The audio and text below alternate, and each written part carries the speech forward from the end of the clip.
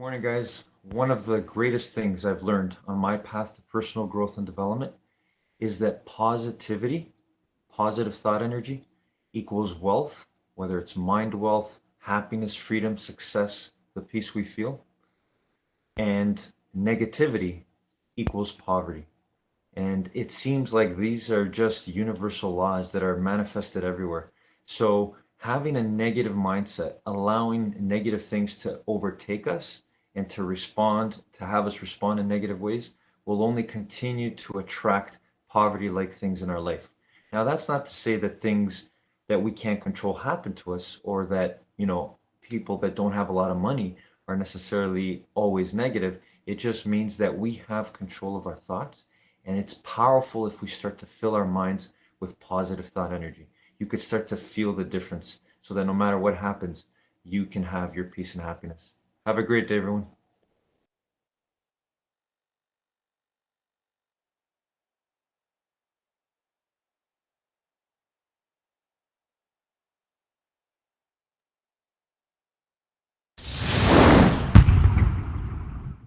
I think for me, because I was an immigrant, because I had bad grades, my whole life I was losing, that by the time I was a grown-up, losing and fear didn't mean anything to me. So I got lucky in so much adversity as a child. I think if you haven't had that, or even if you had that, you still fear it because of the way your parents judged, you have to practice. Like you have to practice doing things that you are scared of. It's very true. It's like when people talk to me about fear, it feels so heavy. I'm like, it's like swimming or kissing a boy. You were scared of that when you were young until you did it, and then you were, or talking to me, right? But then practice gets you there. So you have to practice things that feel scary, and then you'll get more used to them. It's the truth. It's just the truth. The number one thing you can do for your confidence is to do scary things. When you come up against something that's scary, that's difficult, that's hard, and you don't do them, you're telling yourself that you can't and that you suck. You're teaching yourself with every inaction that you're the kind of person who plays small. You need to flip that thinking. It's scary, you do it. It's scary, you're jumping, because you do scary things. So I was talking to Alex this morning on my team. Alex helps me run Toronto Dance Salsa, Canada's largest salsa dancing business, maybe North America's. We need to figure out that number actually somehow. Businesses are private, it's hard to figure it out. But anyway, I'm talking to Alex this morning, and he, as part of his daily challenge, is doing Omegle videos. So Omegle, if you don't know Omegle, is a platform where you can chat with strangers. And his goal is to connect with people around the world and get better at coaching, motivating, inspiring, helping them feel his who, which is belong. And so he does this every morning. You press a button and you just get paired via video with some random stranger based off of certain interests. And so he had some guy on today, and he said, Evan, you need to hire this guy for your business. He was so great. He's got such a big heart. His one word is love. His who is love. You need to hire him. I said, well, why don't you hire him? Why don't you bring him into TDS? Why don't you recruit him? And he said, you're right. And I need to not be scared. And he's putting this pressure on himself to not be scared. I said, no, it's not that you need to not be scared. If you're not scared, it's because you're living a life so small that you're just photocopying the same day over and over and over again. You want to be scared. If you have things that make you scared, it means you're growing, you're learning, you're getting better. If there's nothing in your calendar that makes you scared in the next month, you hate your life. That's actually most people. Most people don't have anything in their calendar that is scary, and they look at their calendar ahead and they hate their life. They're bored. They're photocopying the same day over and over again. You don't want that. So the goal isn't to not be scared, because that means you're playing small. The goal is to find things that are scary and then to teach yourself that you do them. And so he reached out and said, okay, you're right, I'm going to reach out. So he reached out to them, and we'll see. That was just today. See what happens. We had another example where the security guard in my building here is just one of the most loving, warm people that you're ever going to meet. I've seen a lot of security guards, I guess, over the years of being in hotels, living in hotels, and being here. And there aren't that many people who are as friendly as she is. You walk in and she's warm and she's kind and she's waving hello and she's asking how you are. And even if you've never met her before, she's still giving you basically a hug from afar. And I told Alex, you need to recruit this person. You need to come over here and you need to recruit this person. And so he eventually drove over here, over to my place, and he was scared. It took him half an hour or so before driving because he wasn't sure what he was going to say. Like, how do you how do you come over and say, hey, I want you to join my salsa dance school? I think you'd be a good instructor. Super random and creepy, right? So eventually he did it. And he had a conversation, and Alex used to be a security guard, and she's a security guard, and he wanted to be a cop, and she apparently wants to be a cop. And anyway, they got to talking, and he said, hey, I want to teach you how to be an instructor. Are you interested to have the impact that you want to have? And she said yes, and they just started their training. But again, it's a case of doing scary things. That's not typically how we would recruit an instructor. But when you find an opportunity and you get this idea, especially for entrepreneurs, you get this idea in your head that you want to do it.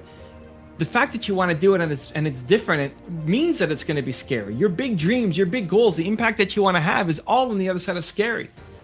And the worst thing you can do is teach yourself that when you hit something scary, you play small, because that becomes a pattern that then becomes hard to break. Because every time you do it, you're teaching yourself, I play small, I play small, I'm too scared, I can't do it, I play small, I play small. That's the record that then loops. You need to break that record. You need to snap that record in half and replace it with the I do scary things, because everything you want in life is on the other side of you saying yes and doing scary things. Okay, so how do we do scary things? How do we summon the courage that we need to lean into the difficult things? 3 steps, let's go. Step number 1 is scary, difficult, or hard. These are the triggers that I use for myself. It's so hard to actually figure out when you're making the mistake. We're so good at finding really logical excuses and reasons. Let's call them reasons because they're not excuses, right? We're so good at finding really logical reasons why we shouldn't do something, but really you're just afraid. You wouldn't believe a really stupid reason. So you're going to find a really smart reason why you won't do it, but really you're just afraid. And so trigger words for me are scary, difficult, or hard. If I ever say scary, difficult, or hard, if my wife, my son, my friends, the people around me, my team ever hear me say, right, they can't hear me think, but when I think it, scary, difficult, or hard, they call me out. I try to call myself out too, to say, now I have to do it. Because scary, difficult, or hard are no longer good enough reasons. Again, as long as it's not going against your core values, you're not hurting somebody, you're not doing something stupid, right? Most of the things that are scary, difficult, or hard for you are really just, at the end of the day, somebody else's opinion. You're not worried about failing, you're worried about failing in front of somebody else. And that is not a good enough reason for you not to take action. So when you hear, write, or say scary, difficult, or hard, that means it's go time. You run in, you jump towards, let's move. Step number 2 is the boom, boom, boom test. And that's your heart going boom, boom, boom, boom, boom, boom, boom, boom, boom. So scary, difficult, or hard are our thoughts, our language. Boom, boom, boom test is physical. When you're feeling your heart going boom, boom, boom, boom, boom, boom, boom, boom, that means you're scared. It's the same thing. It's just a physical version of it instead of you actually vocalizing or thinking it. And so same reaction. When you feel your heart going like this, when you can catch it, you may not always catch it, that's okay. But when you catch it, what do? Because when you catch yourself feeling scared, do you again find a logical reason why you can't do it and force yourself to play small? Or do you say, ooh, I'm feeling it, it's go time, right? Again, you want to teach yourself scary, difficult, or hard, or your heart's going boom, boom, boom, boom, boom. Go time. We do it. We jump in. We move forwards. We demand action. And then step number 3 is tie your self-worth to the effort, not the result. This is another big mindset shift that if you can make, it will change your life. Most people tie their self-worth to the result, to winning, to getting a certain outcome. If you do that, if that's how you base your self-worth, right? I only get my confidence, my pride, my self-love when I get a certain result. You're only going to play small for life because you're only going to take on the projects where you know you're going to get a result in. So you play small for life. Where most successful people, they don't know they're going to get a result. They're trying a whole bunch of new stuff all the time. They're constantly failing, but they don't tie their self-worth to winning. They tie their self-worth to the effort. If you tie your self-worth to the effort, most days you'll wake up and you may not win. You may not get the result you're looking for. But overall, you're going to accomplish way more things than a person who ties their self-worth only to winning. So learn, practice, pat yourself on the back for when you tried your hardest. You tried your hardest to make your first YouTube video. It sucked. Who cares about the results? Nobody liked it. It only had 1 comment and it says, you suck. Great. You pat yourself on the back, say, I did my best. I'm gonna wake up and tomorrow I'm gonna do it again. If you did that every day, your life will change. The impact that you want to make will come true. You'll be able to build the actual business and life that you deserve, that your family deserves, that the people around you deserve. Can you tell I'm excited about this, guys? You have to learn to tie your self-worth to your effort and not the results that you're getting. Also, to make sure you're actually taking action after watching this video, I've designed a special free worksheet just for this video. The worksheet will highlight all of the lessons learned in this video, as well as pull out our 3 favorite learnings and quotes that will inspire you to actually do something. The worksheet will also give you space to write down what your key takeaways are and your specific plan of action to make sure you're getting results. If you want the worksheet designed specifically for this video, absolutely for free, there's a link in the description below. Go click on it and start building the momentum in your life and your business. I'll see you there. Evan,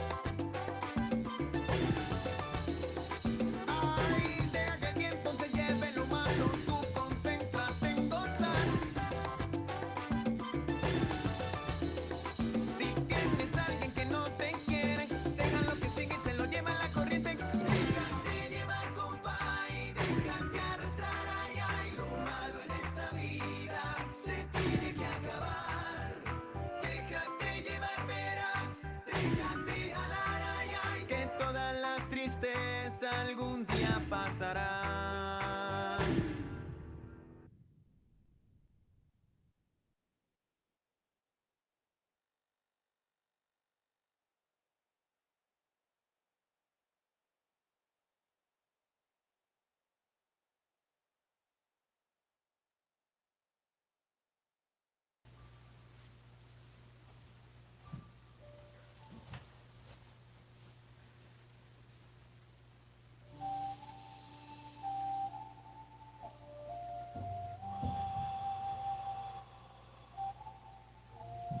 Feel the power of you controlling your breathing.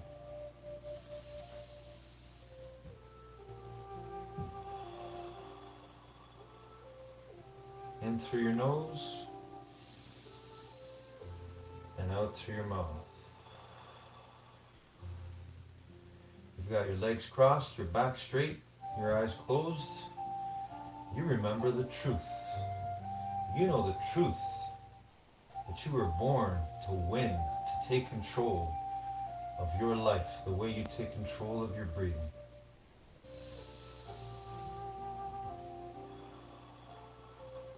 One breath at a time, one thought at a time. So let's do that right now. Let's see ourselves doing the best we can as we begin our day today in the best way possible. Winning the morning, winning our mind, and growing our minds and our bodies. And whatever we do. So right now, let's see ourselves doing the best walk we've ever done when that music shuts off. Right here, right where we are, right where we sit.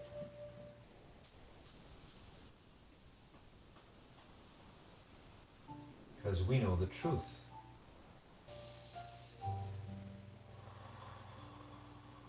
After all, we're made of truth. We're made of the same stuff the universe is made of. That's what makes you infinitely intelligent.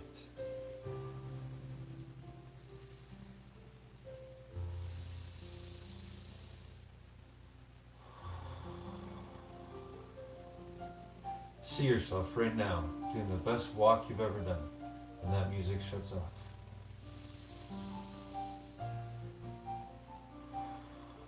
When that music goes off, you're going to win. You're going to make it real. You're going to make your dream, your vision real.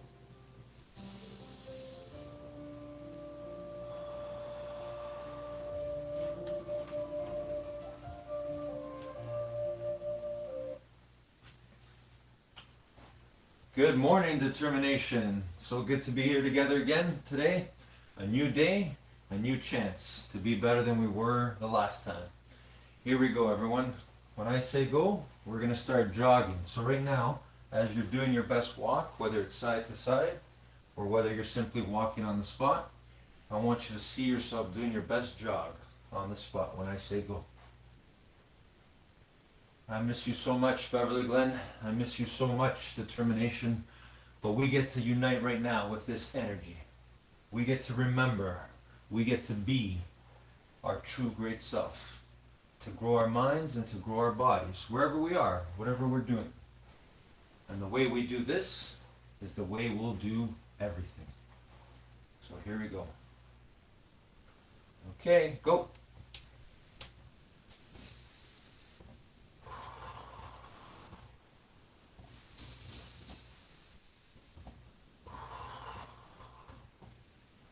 Always focus on your breathing.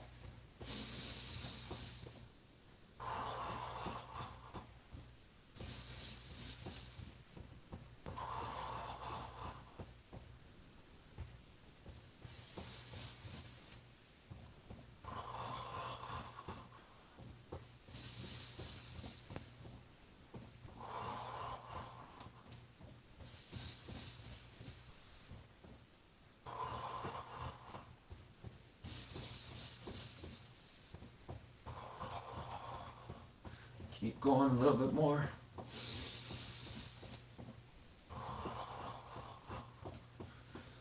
And stop. Okay, walking back to our best walk.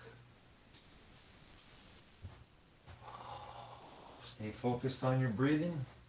Remember, the way you catch your breathing, the way you control your breathing, it's the same way you can control your thoughts and your feelings.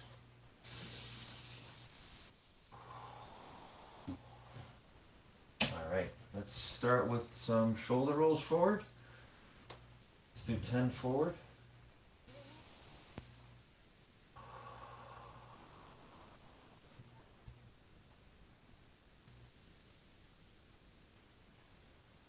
And backwards.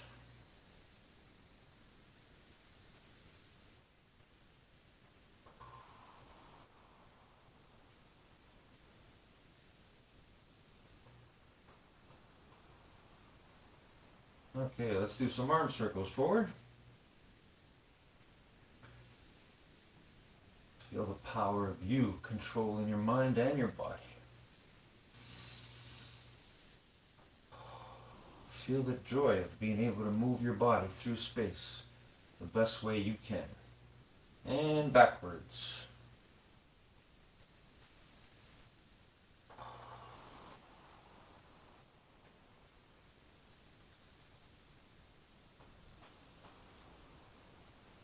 Okay, hands on your hips, bend your knees, and side stretch.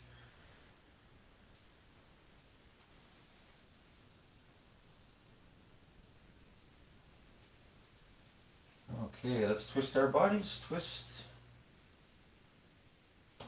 Hands on the hips.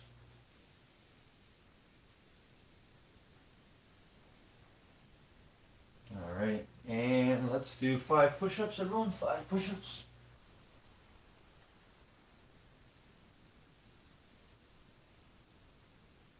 All right, let's do 5 sit-ups together. Here we go. The best you can.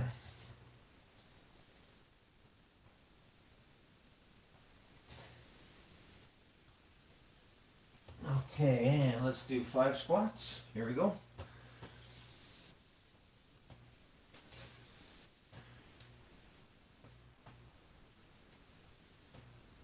All right, and let's do lunges. 3 on each side, arms out.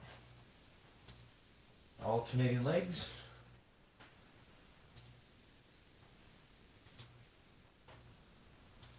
All right, good. And let's do 10-second plank. Belly's knees off the ground.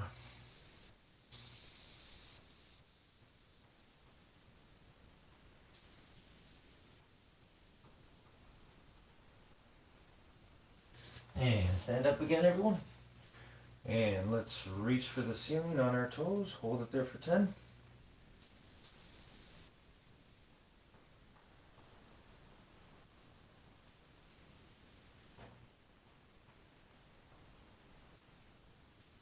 Okay, and reach for your toes, straight knees. Remember to focus and control that breathing. Just reach. It's okay if you don't touch your toes. Reaching is what matters. All right, and stand up. And let's balance. Grab one leg and focus on planting that foot firmly into the ground. Bend the one knee if you have to. Find your balance point. And then pull that heel back towards your bottom. Excellent. All right, and switch. The other one. Find that balance and hold.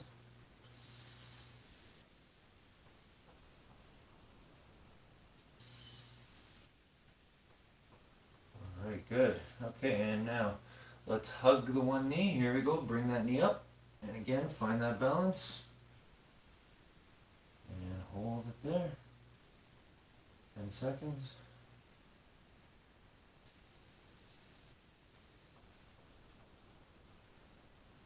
All right, and switch. The other one. Slowly bring it up.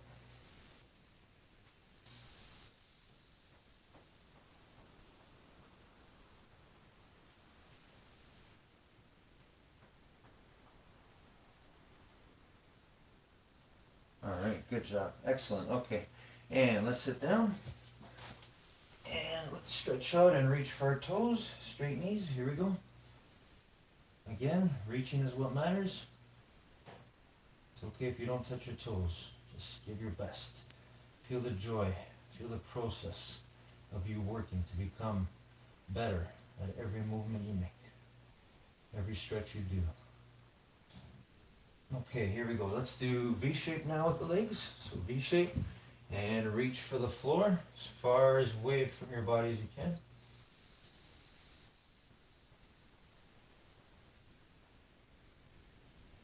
And reach for one side.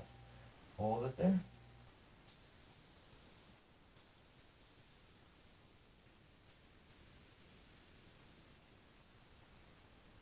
And switch the other side.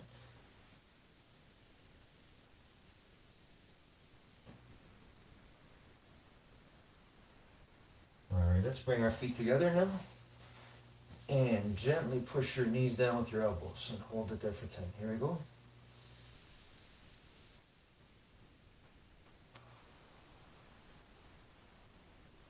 Again, feel that power of you in the now, in the moment. Winning. W-I-N, I've heard before, stands for what's important now. What's important now is doing our best in whatever we do.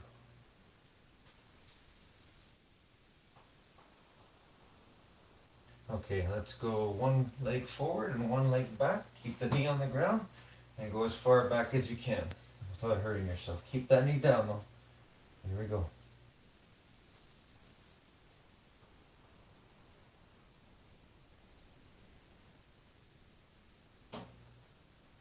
And switch, the other one now.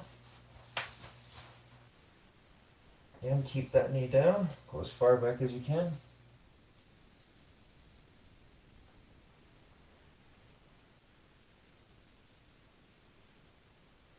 Okay, good. All right. And let's roll onto our belly.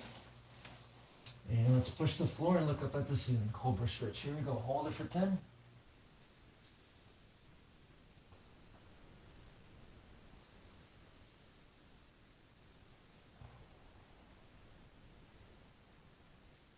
All right, excellent. Okay, legs crossed again. Back straight. Eyes closed. Breathe in through your nose. And out through your mouth.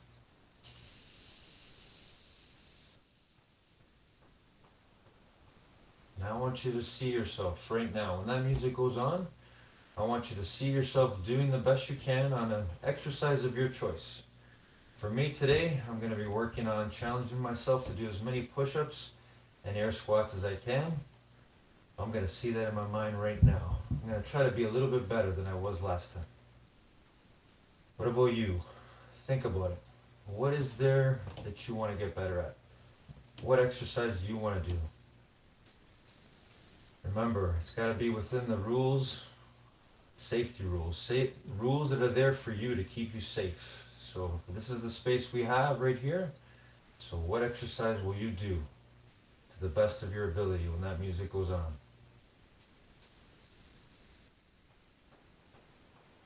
I want you to see that clearly in your mind right now. You might want to do jumping jacks. You might want to do burpees. You might want to simply dance, move your body to the music. If you want to play your own music, you can do that as well. I've got my music here. You feel free to enjoy that. But I want you to see yourself when that music goes on, doing the best you can, whatever exercise you choose. Because you know the truth. The way you do that is the same way you will improve and do better at anything.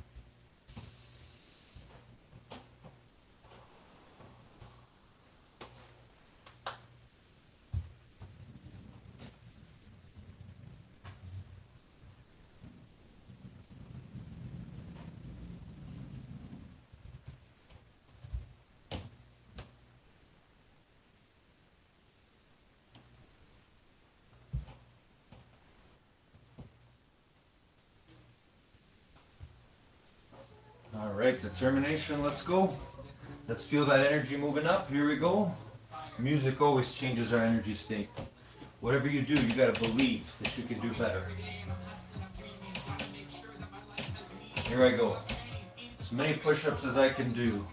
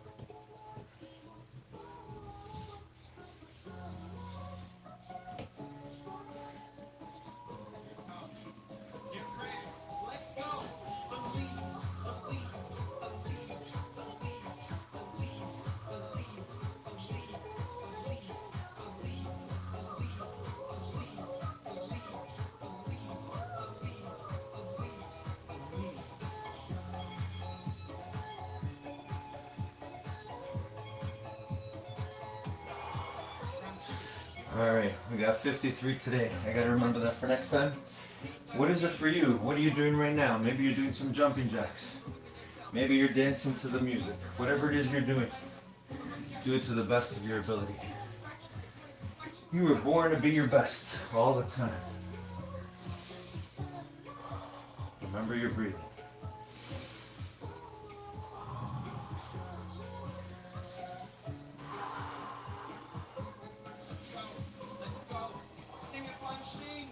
Always believe that you can be better than you were the last time. Even if you don't get exactly where you want to be, the process, the struggle, fighting to be better than you were last time, that's what's going to bring you your joy and your happiness. We have our determination. We get to work on that all the time. All right, air squats are next for me. What about you?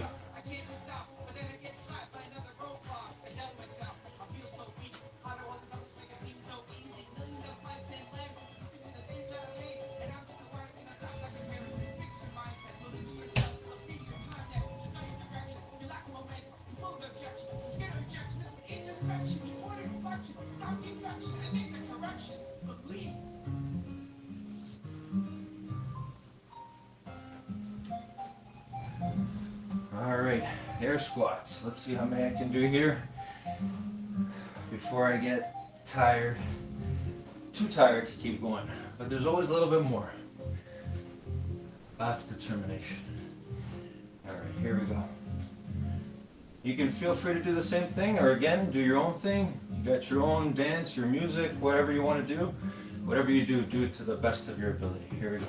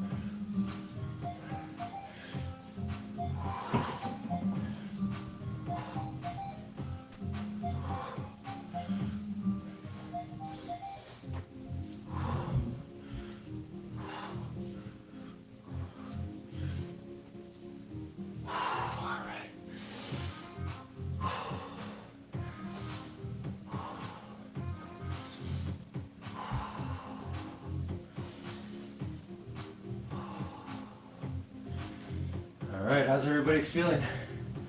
We got the blood flowing. We've given our best at something. Feeling the power of us controlling our breathing again. There's no greater joy than that. For me, no greater joy than the awareness of our determination. So sometimes I try to do these exercises and I try to do as many reps as I can in a minute. That's one way to do it. You can change up your intensity, the amount of reps you do, the time you have, that's up to you. But whatever you choose, always try to get a little bit better than you were last time.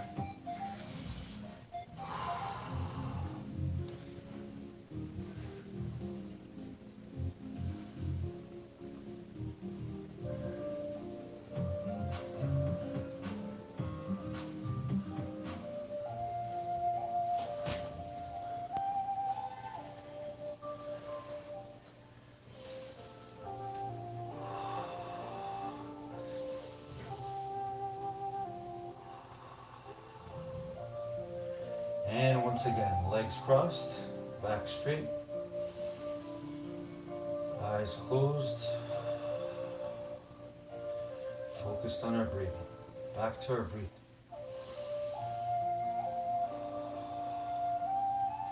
That powerful force keeping us alive, keeping our energy flowing.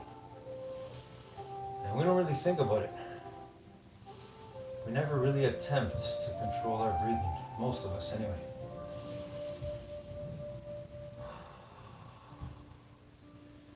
But we were born to do that too. To remember that in any moment, we can take charge of it, the way we take charge of our breathing. Same way we take charge of our mind, our thoughts. So reflect back on today. How did you do?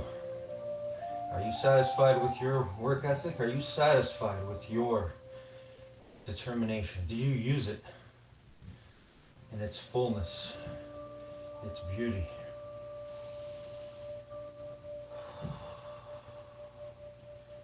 Our determination is invisible.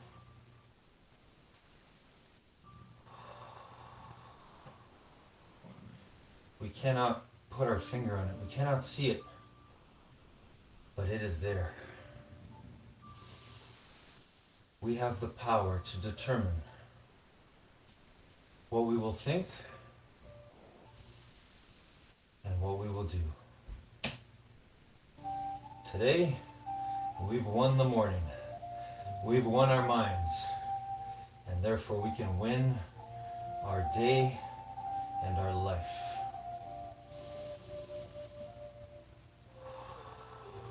One breath at a time, one thought at a time.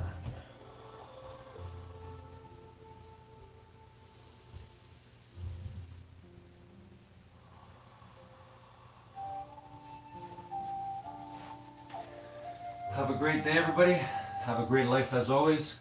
I miss you. I love you guys so much. Keep going. Keep using your determination. Love you guys.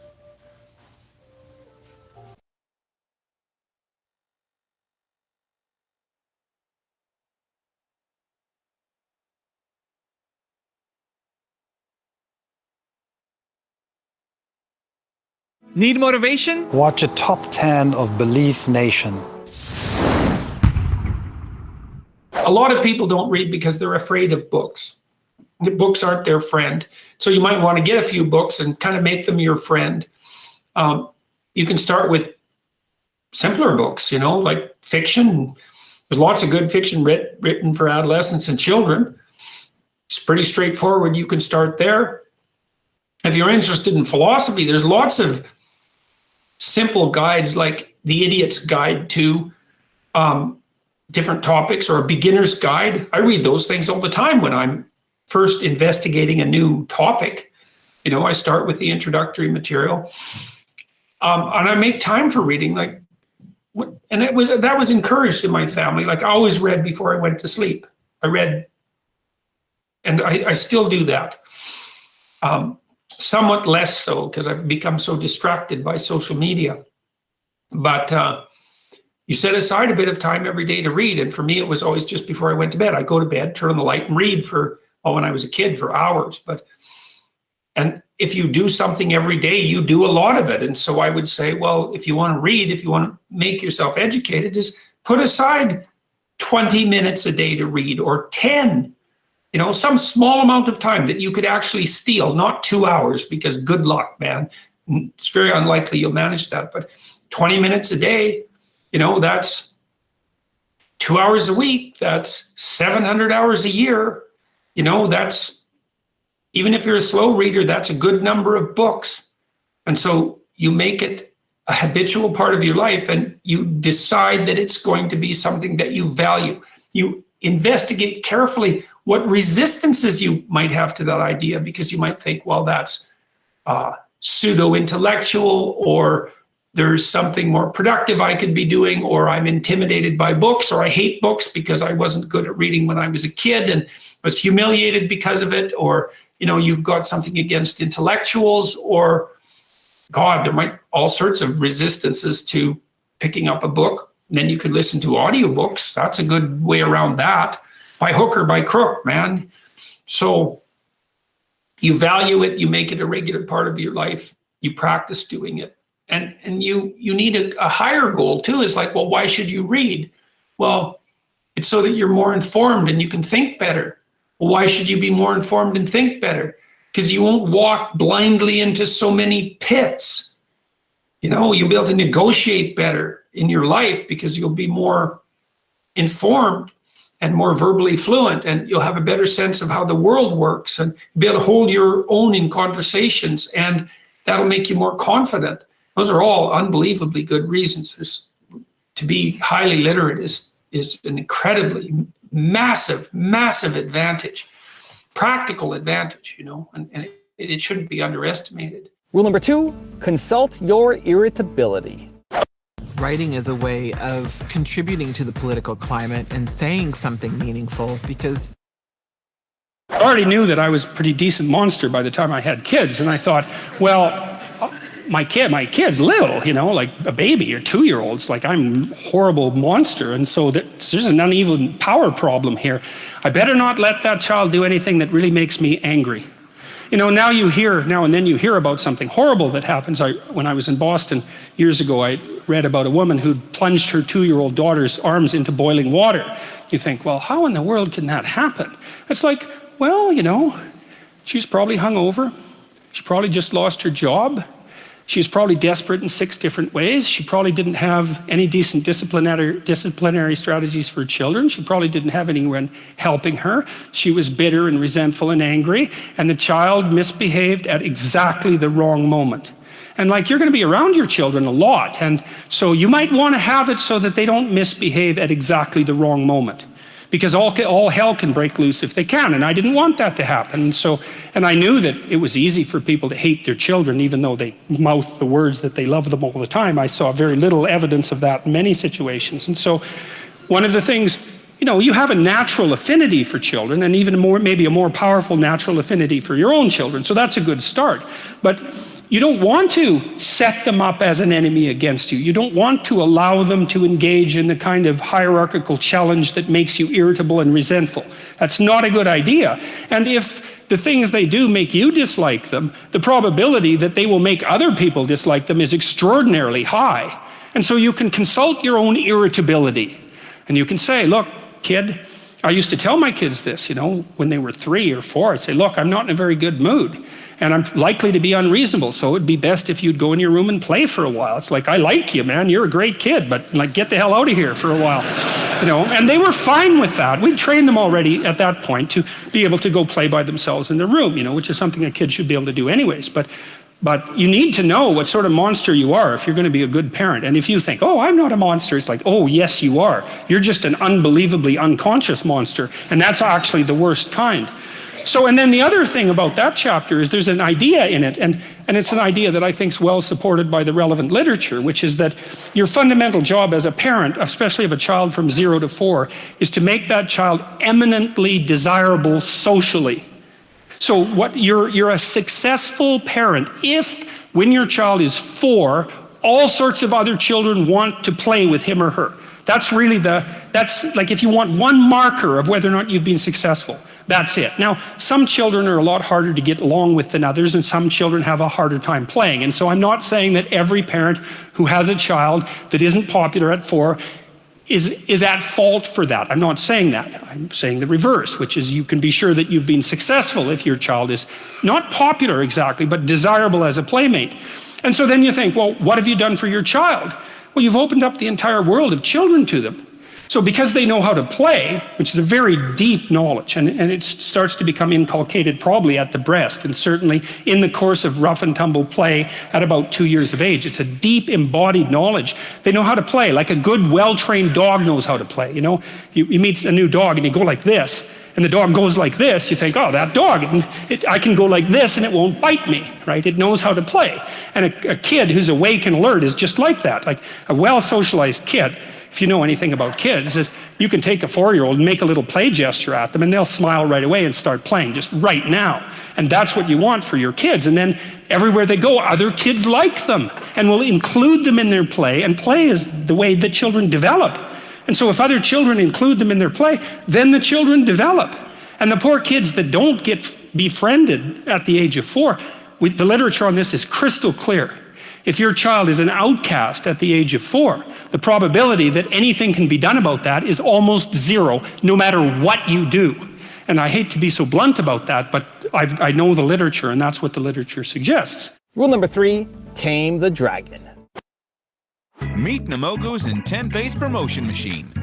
Once you set your campaign's goals and There's a part of the brain called the hypothalamus, and it's very, very, very old.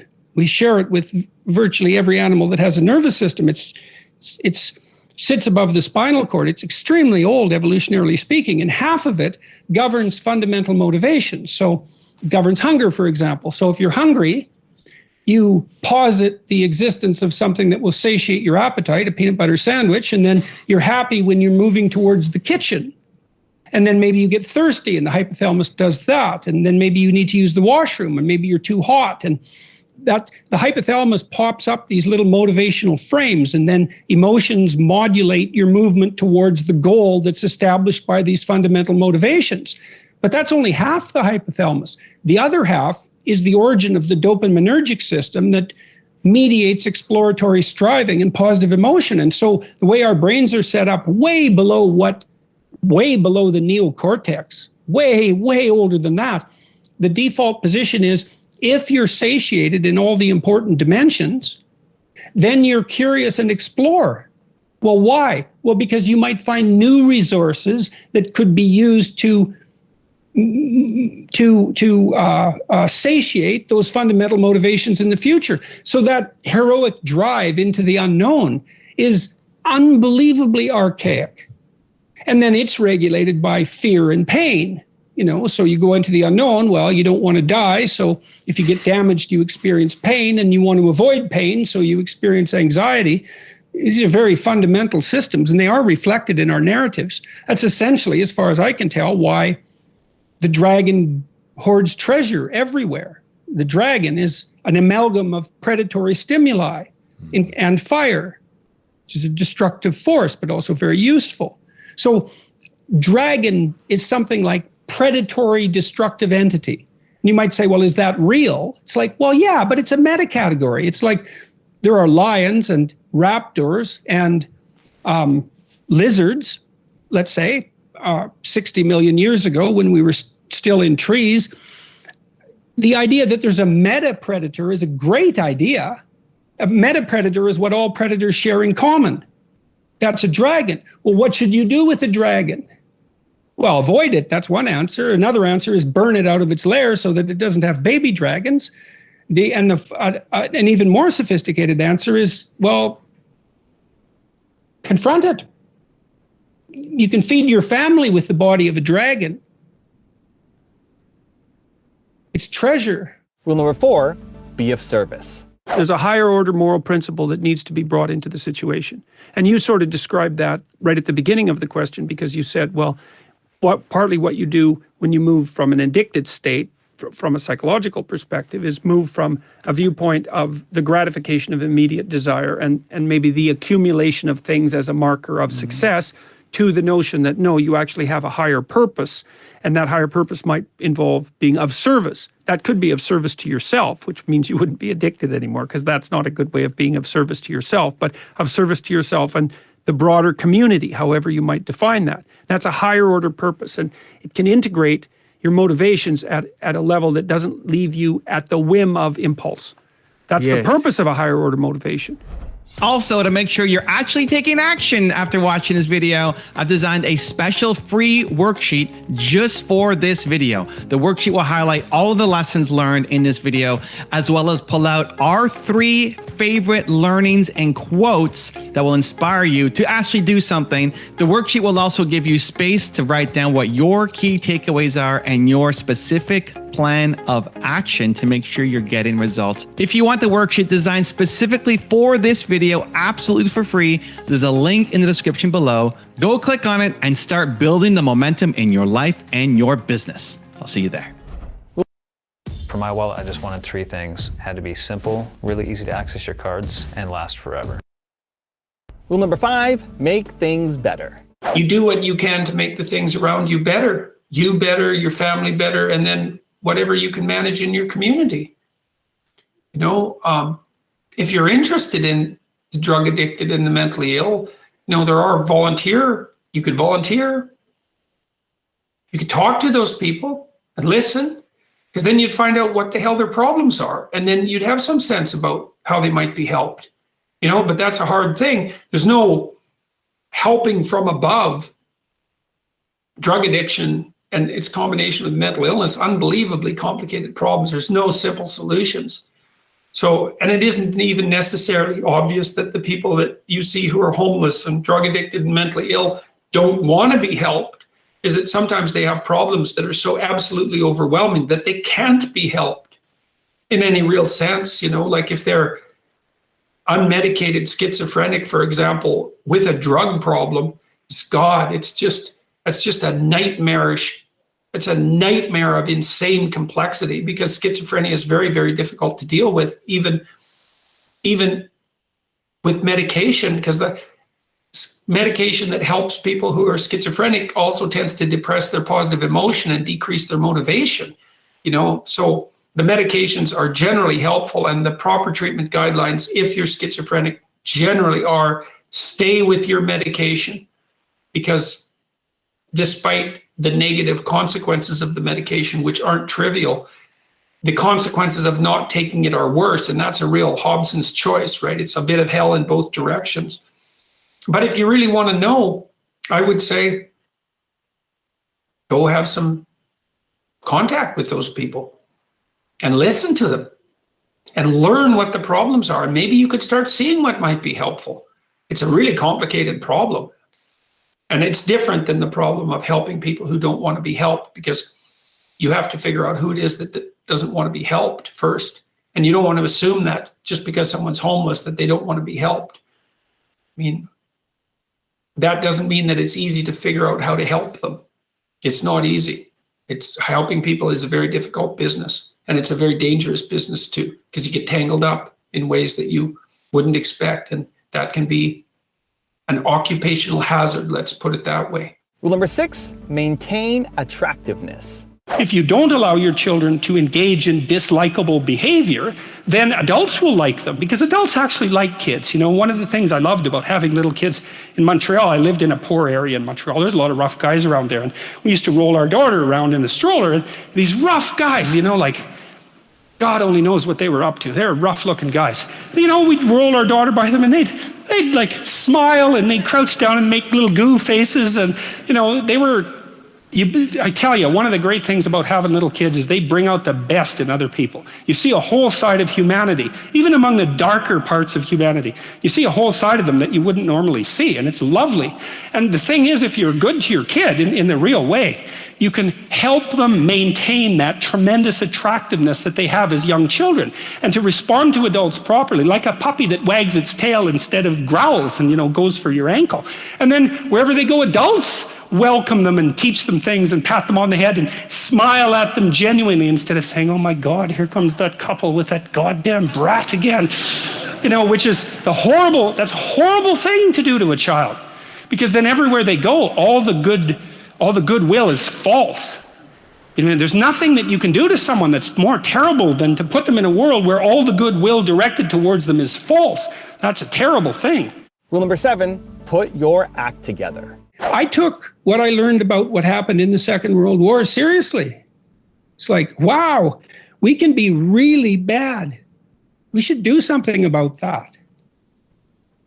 Like, that was unacceptable. Well, was it or not? Well, how unacceptable? Was it change your life unacceptable? Better be, if you want it not to happen again. And it's not like the next time it happens will make the previous time look like a picnic. We're way more powerful than we were. You know, when we're getting to the point, this is something Jung talked about, especially near the end of his life, we're getting so powerful that each individual is now a force of almost unimaginable destructive power if they so choose to be. And that's just going to, that power is going to continue to increase. And what that means is that the degree to which each of us has our act together is going to be something upon which the world increasingly depends for its maintenance. Rule number 8, overcome rumination. How do I stop ruminating? These thoughts are recurring and relate to every and any embarrassing moment I have ever had during my lifetime. I'm a 76-year-old woman. Well, here's something you could try. Write down everything that you're ruminating about. I know that seems counterproductive, but ruminations come up accidentally, involuntarily, unconsciously. Whereas if you write down everything that you're ruminating about, you're facing them voluntarily. So I would say, well, open up a journal or a Word document, whatever, and write down every time you ruminate about something, write it down and write down every rumination you can remember exhaustively. Write them all down. That would be the first thing.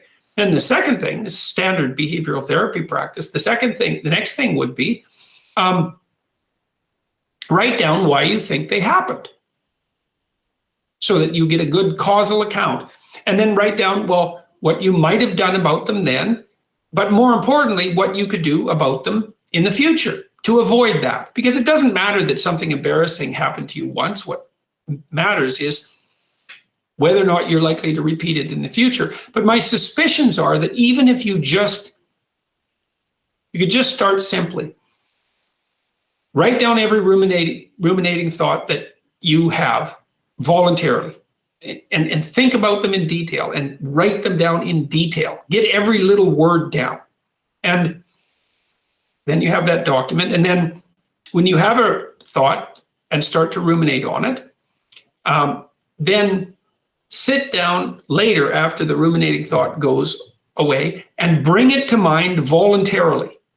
So every time you have a thought you don't want to have, later practice having that thought on purpose. And try that for about a month and see what happens. Because it's often the case that if you start thinking about the thoughts you're ruminating on consciously and confront them voluntarily, that they will start to go away. Rule number 9, don't dwell on revenge. You see these mass shootings all the time, and everyone does the same thing. Oh, how did that happen? Why did that happen? How can it be this way? It's like, well, why don't you read what they said about why they did it and just assume that that's the reason. And if you go, oh, well, the Columbine kids. Oh, yeah, it was like, oh, they must have been bullied. Oh, yes, because, you know, the natural response of anyone who's been bullied is to go arm yourself to the teeth to plot the destruction of the entire city. I think it was of Detroit, to line your entire high school avenue with bombs and then to go and shoot your classmates. That's what happens when you're bullied. It's like, no, that's not what happens when you're bullied. That's a stupid explanation. It's shallow beyond belief. And it really emerges only because people don't want to contend with the real issue.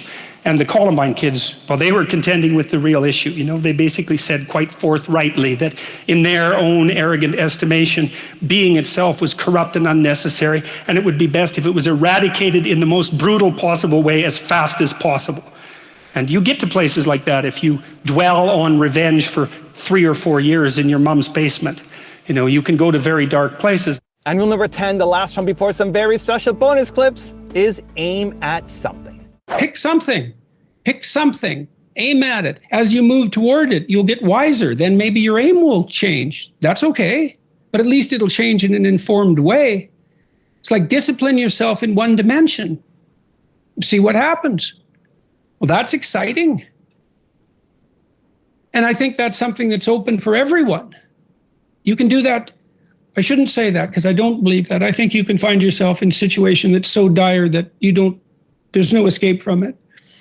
But that doesn't matter because this is, the hero myth might not be, the best we have might not always work.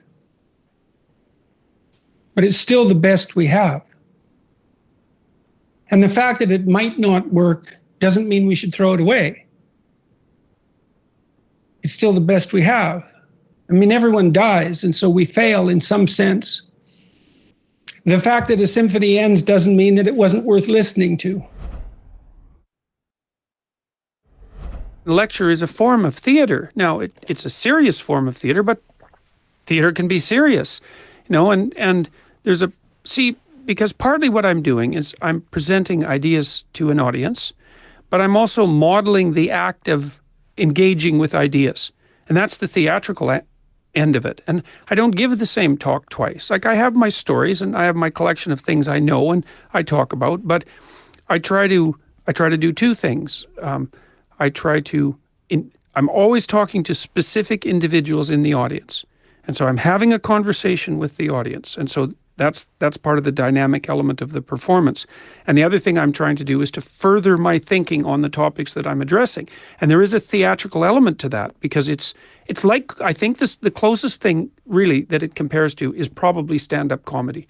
Although I think the routines that comedians have are probably more well and formally practiced than the ones than the talks that I engage in.